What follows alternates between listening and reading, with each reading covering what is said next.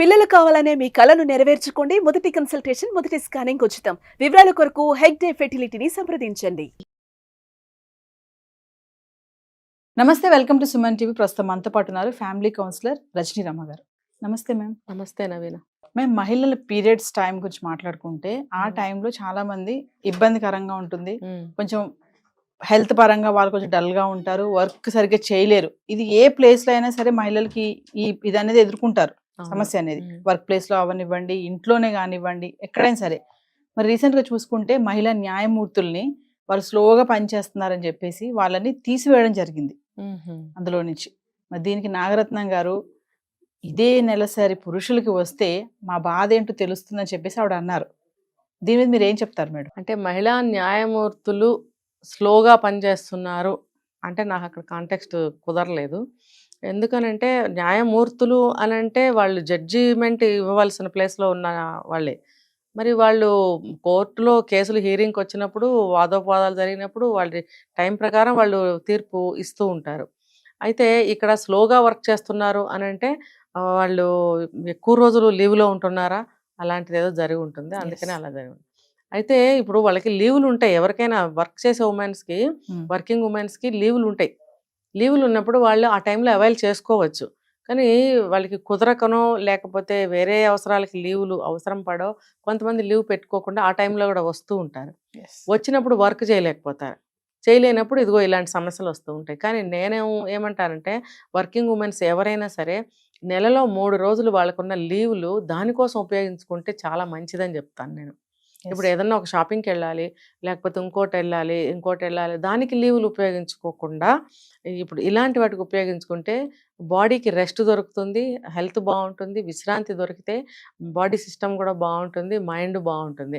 వీళ్ళు ఆ టైంలో ఎంతమంది లీవులు తీసుకుంటున్నారు అనేది తెలియదు. మరి ఇప్పుడు ఈ మహిళా న్యాయమూర్తులు కూడా మరి ఆ టైంలో వాళ్ళు పెద్దవాళ్ళే కాబట్టి ఆ లీవ్ని అలా అవైల్ చేసుకుంటే వాళ్ళకి కూడా ఆ పరిస్థితి వచ్చి ఉండేది కాదు. కానీ విడిగా నాగరత్నం గారు న్యాయమూర్తి అన్నారు కదా, ఆవిడ మగవాళ్ళకి వస్తే తెలుస్తుంది అని అన్నారు కదా. ఇది ఎలా అంటే సరే వాళ్ళని వదిలేద్దాను, నేను వాళ్ళ గురించి మాట్లాడను. జనరల్గా తీసుకుంటే చాలామంది అంటుంటారు మీకు వస్తే తెలుస్తుంది అని. ఇప్పుడు ఇందులో కొన్ని ఉన్నాయండి. కొంతమందికి బాగా ఇబ్బందికరంగా ఉంటుంది ఆడవాళ్ళకి, కొంతమందికి అసలు ఎటువంటి ఇబ్బంది అనిపించదు అని చాలామంది చెప్తూ ఉంటారు. కొంతమందికి ఎక్కువ రోజులు ఇబ్బంది పెడుతుంది, కొంతమందికి 2-3 రోజులకే బాగానే ఉంటారు అనేది కూడా వినిపిస్తుంది. అలా ఉన్నప్పుడు అదొక విషయం.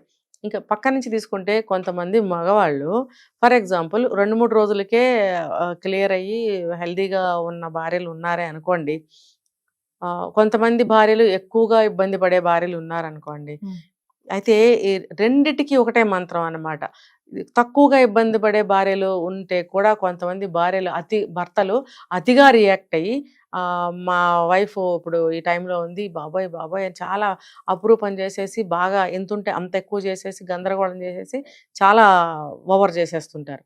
కొంతమంది భార్యలు ఎక్కువ రోజులు అందులో ఇబ్బంది పడుతుంటే కూడా ఏముంది నువ్వు ఒక్కదానివేనా, ఎవరు లేరా ప్రపంచంలో, నువ్వేనా, ప్రెగ్నెంట్గా ఉన్నా అలాంటి మాటలు మాట్లాడతారు, పీరియడ్స్లో ఉన్నా అలాంటి మాటలు మాట్లాడతారు, లేకపోతే జ్వరం వచ్చి పడుకుంటే వంట చేయలేకపోతే జ్వరం వస్తే నువ్వు పడుకోవాలా, చిన్న విషయానికి ఎంతమందికి ఏమి రాదా, అందరూ అన్ని పనులు చేసుకోవట్లేదా, నువ్వు ఈ వంకతో పడుకోవాలా, ఇలా బాధ పెట్టే భర్తలు కూడా ఉన్నారు.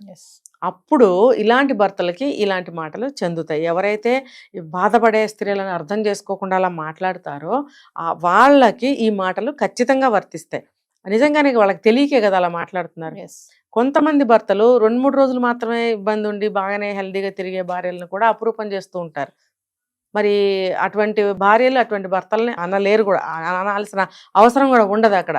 కానీ అక్కడ అవసరం లేని చోట వాళ్ళు అతిగా రియాక్ట్ అవుతున్నారు మగవాళ్ళు, అవసరం ఉన్న చోటేమో ఇలా మాట్లాడుతున్నారు. ఇది కష్టతరమే కదా ఈ స్త్రీలకి. ఇప్పుడు మీకు అర్థమైందా?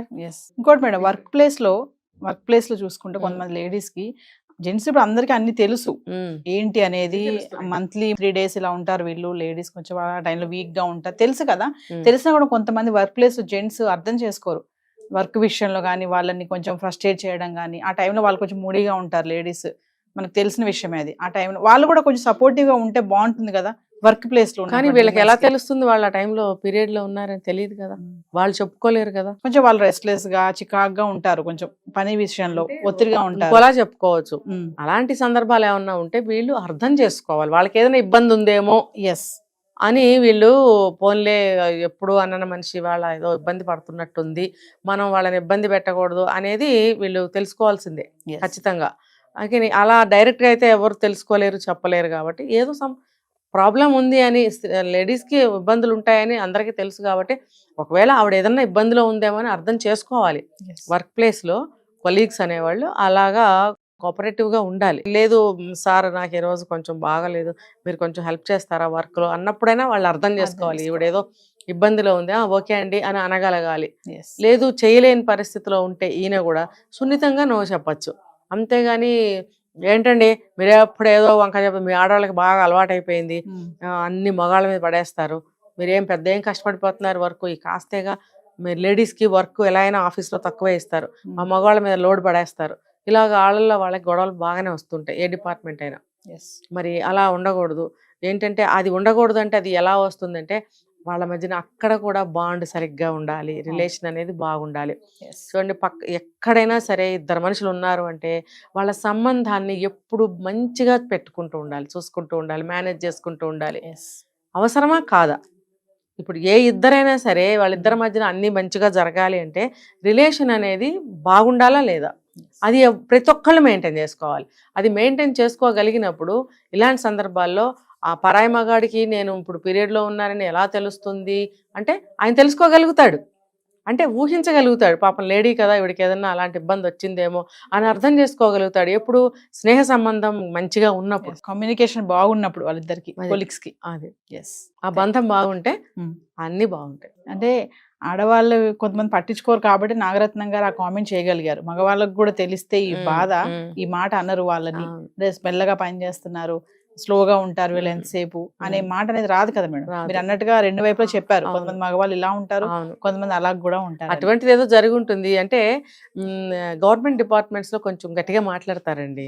ఇప్పుడు వచ్చిన సాఫ్ట్వేర్లు, ప్రైవేట్ ఉద్యోగాలు నైస్గా వెళ్ళిపోతుంటారు. Yes. ఇప్పుడు మరి గవర్నమెంట్ జాబ్స్లో కొంచెం గట్టిగానే మాట్లాడుకుంటారు ఏ విషయాన్నైనా. Hmm. ఏం మేడం మీరు ఎప్పుడు లీవ్ అంటారు, తలనొప్పి అంటారు, ఎవరు చేస్తారండి ఈ వర్క్ అంతా అని ఒక మగ ఆయన ఒక లేడీని అనగలుగుతాడు. Hmm. అది తెలుసు, చూసాం, వింటున్నాం కూడా. Yes. అలాంటప్పుడు ఈ ఆడవాళ్ళకి కూడా మండుతుంది, మండి ఇదిగో ఇలాంటివి మాట్లాడతారు. నేను చెప్పింది అదే. ఏ డిపార్ట్మెంట్ అయినా సరే, ఏ ఇద్దరి మధ్యనైనా సరే ఏదైనా సరిగ్గా జరగాలి. ఒక మాటే కానీ ఒక పనే కానీ జరగాలి మంచిగా అంటే వాళ్ళిద్దరి మధ్యన ఉన్న సంబంధం బాగుండాలి. Yes. ఒక ఇద్దరు కొలీగ్స్ మధ్యన ఉండేది సంబంధం ఎటువంటిది, స్నేహ సంబంధమే, ఆఫీస్కి సంబంధించిన సంబంధమే. ఆ వాతావరణము మంచిగా హెల్దీగా ఉంటే ఇలాంటివి రావు. Wow. Thank you, ma'am.